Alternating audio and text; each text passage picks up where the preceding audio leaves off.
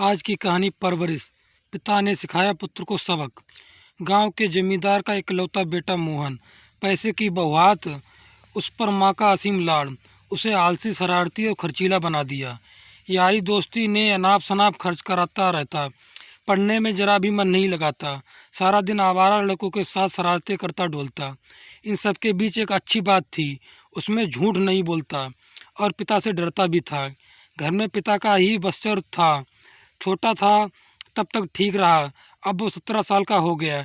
जैसे तैसे 8वीं पास करी, फिर आगे पढ़ाई नहीं हो पाई उससे। पिता सोचता पढ़ता भी नहीं, दुकान पर भी आनाकानी बहाने बनाकर निकल जाता, मनमाना खर्चा करता है।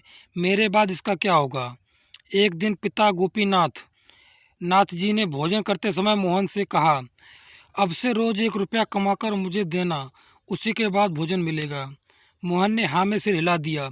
शाम तक बही आवारागर्दी, फिर माँ से 1 रुपया लिया, पिता को दे दिया। उन्होंने रुपया हाथ में लिया, कहा कुएं में डाल आओ। वो तुरंत कुएं में डाल आया। इस तरह 1 माह बीत गया। 1 माह बाद माँ ने रुपया देने को मना कर दिया। अब क्या करे मोहन। बस अड्डे गया, किसी का सामान सर पर उठाकर बस में चढ़ाया, तब उसे 1 रुपया मिला। रोज की तरह उस शाम भी पिता को रुपया थमाया। पिता ने वही कहा, कुएं में डाला। उस दिन कुएं की तरफ उसके पांव नहीं बढ़े।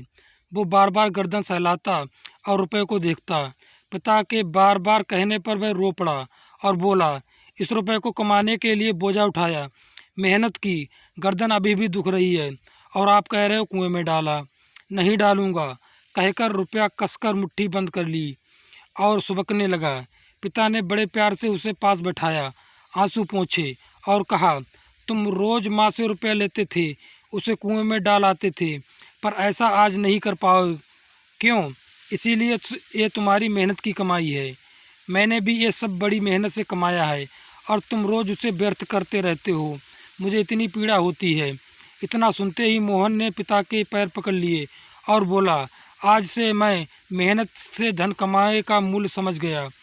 अब मैं ऐसा कोई काम नहीं करूँगा जिससे आपको पीड़ा हो, कहकर पिता की बाहों में समा गया।